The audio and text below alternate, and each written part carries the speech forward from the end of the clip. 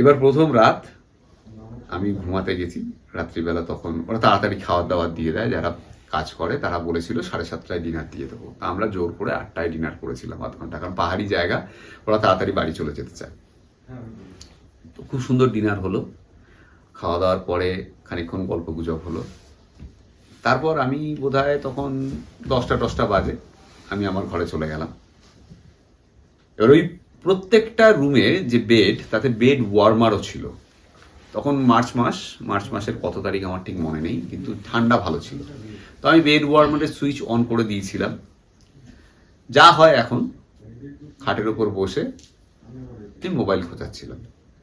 হ্যাঁ, দেখছি আজকের দিনে কি কমেন্ট এসছে আমার সোশ্যাল মিডিয়া পেজে, কমেন্টগুলো দেখছি একে একে।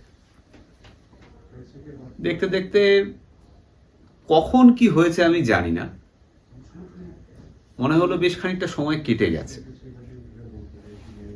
বেড ল্যাম্পটা জ্বালানো ছিল সাইডে, হালকা, মানে বড় লাইট জ্বালানো ছিল না। পরে আমি সময়টা খেয়াল করেছিলাম, সেটা আমি পরেই বলছি। হঠাৎ করে দেখলাম আমার বিছানাটা একটা কুইন বেড, তার সামনে একটা ছোট্ট জায়গা মতো রয়েছে মেঝেতে, নিচে কার্পেট পাতা, তার ওপাশে দেওয়াল, ওই জায়গাটায় একটা বাচ্চা মেয়ে এবং ইউরোপিয়ান, এটুকু আমার মনে আছে। আমার স্মৃতি সাংঘাতিক ভালো, মানে আমি বিশ্বাস করি, যাই হোক। তো সে নাচছে, আমি খাটের উপর বসে আছি, আমি খাটের পেছন দিকে ছিলাম বসে, মানে পায়ের দিকে নয়, এরকম হেলান দিয়েছিলাম। আমি দেখছি মেয়েটা হুট করে কোথার থেকে এলো এবং নাচছে।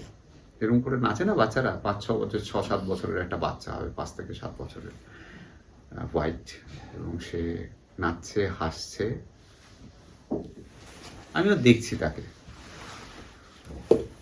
অনেকক্ষণ এরকম ঘুরছে, স্পিন করছে, হাত এরকম করে নাড়াচ্ছে, হাত করে তুলছে, যেরকম বল ড্যান্স করার সময় ঘোরে বা বলে ঘোরে, সেরকম ভাবে নানা রকম মুভমেন্ট করছে, আমিও বেশ এনজয় করছি।